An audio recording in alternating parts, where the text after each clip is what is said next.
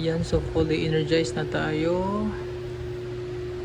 Ayan, 97 yung charge ng ating battery. Load is 1.49 kilowatts. So ito, merong dalawang orbit fan, dalawang ilaw sa isang room. So ang pinapagana nito ay yan. Mula doon, isa, dalawa, tatlo, apat, lima. Okay, 6 rooms. 6 classrooms ang pinapagana niya. Tig dalawang orbit fan, tapos tig dalawang ilaw. So 6 kilowatts na solar setup natin, mga ka-electrical. So ito mismo ang nagpapagana sa kanya. So check natin yung mga wires kung may mainit. So wala naman kasi ano natin yan, computed yan yung wires natin. Okay, saktong sakto na walang init, kasi sinigurado natin na walang init. So ito wala. Okay, so ito yung para sa ating mga distribution, ito para sa main line, and then sa ating distribution dun sa ating mga load. So ito naman yung box natin, and dito ko nilagay yung city sensor natin dun sa loob. Ayan. So yan.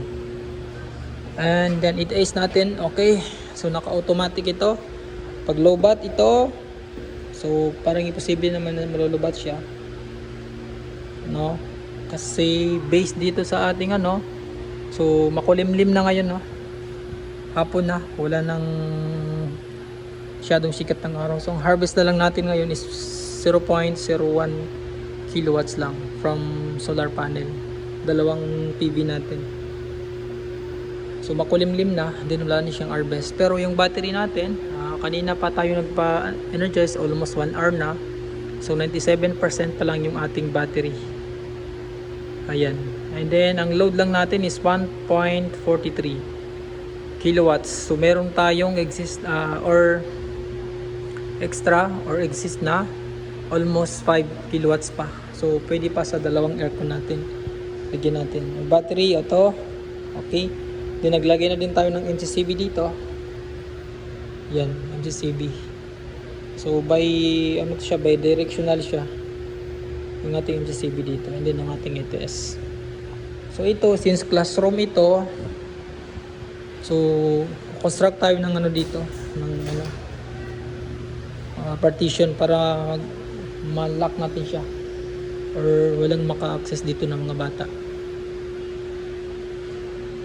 Ayan. So yung setting ng parameter setting ng ating ng ating inverter, so far okay na siya. Naka-lithium tayo since meron tayong communication cable. So naka-lithium tayo. And then sa ating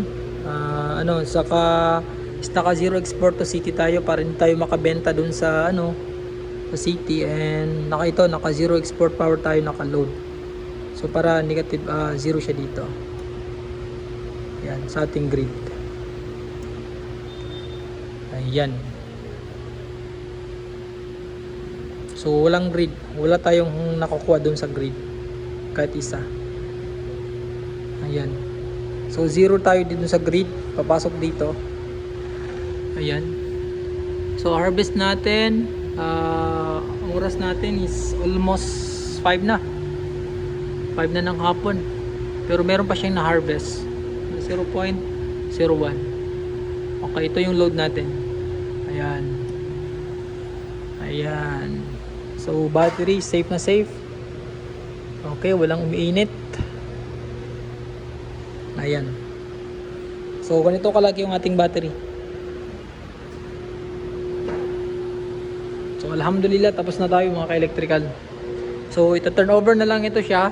Ayan. So 6 na classroom ang kaya nito, 6 kilowatts natin. Meron pa additional para sa aircon. Pero kayang-kaya yan. So hanggang dito lang, maraming salamat.